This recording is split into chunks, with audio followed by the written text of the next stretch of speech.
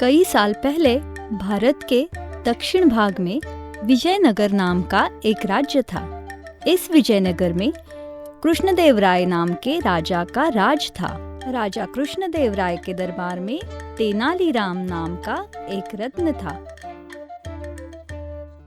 ये तेनालीराम अपने वाक चातुर्य और बुद्धि चातुर्य के कारण सिर्फ विजयनगर में ही नहीं पर विदेश में भी सुप्रसिद्ध थे। गांव का नाम था तेनाली और नाम रामन होने के कारण विजयनगर के लोग उन्हें तेनालीराम के नाम से जानते थे।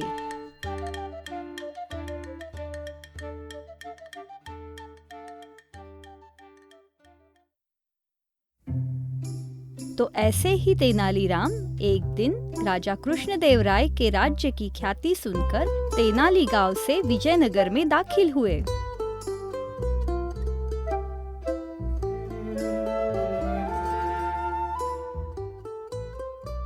राजा कृष्णदेवराय के राजपुरोहित और उनके चेले कोट्टैया को देखकर तेनालीराम उनसे मिले और बोले,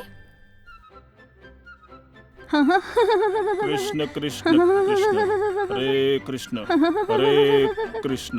कृष्ण कृष्ण कृष्ण। नमस्कार राजपुरोहित जी। नमस्कार नमस्कार। हरे कृष्ण कृष्ण कृष्ण हरे हरे।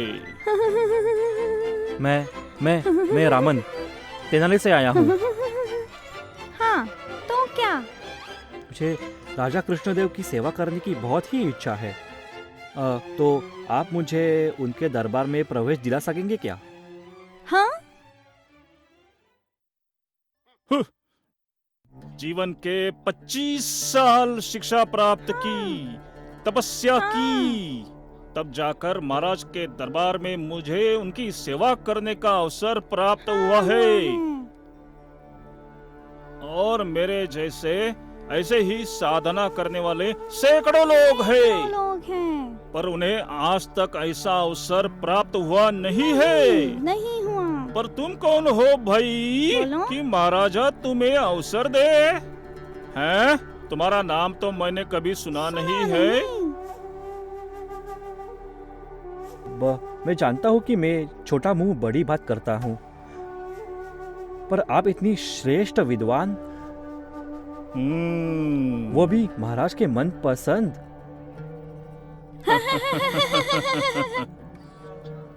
सोचा देखता हूँ आपसे पूछकर, आखिर आपकी सेवा मुझे ही नहीं किसी को भी दरबार में प्रवेश करना कैसे संभव हो सकता है?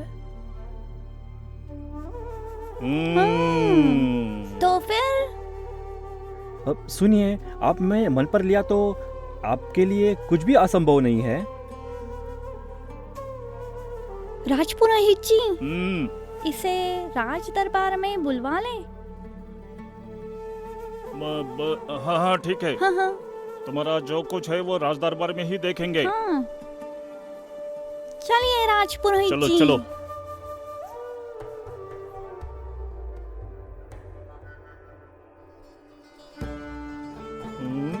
अरे ये तो यहाँ थमका। इसका कुछ न कुछ बंदोबस्त तो करना ही होगा, नहीं तो आगे चलकर मुझे ही महंगा पड़ जाएगा ये। राजपुरोहित जी, आप रुकिए, मैं देखता हूँ। ठीक है। कोई है क्या वहाँ? जी हुजूर, क्या काम है? हाँ, देखो वो दुबला पतला मनुष्य जो राजमहल को देखता हुआ यहाँ आ रहा है, उसे राजमहल में आने मत देना। मुझे तो वो चोर लगता है। जैसी आपकी आज्ञा।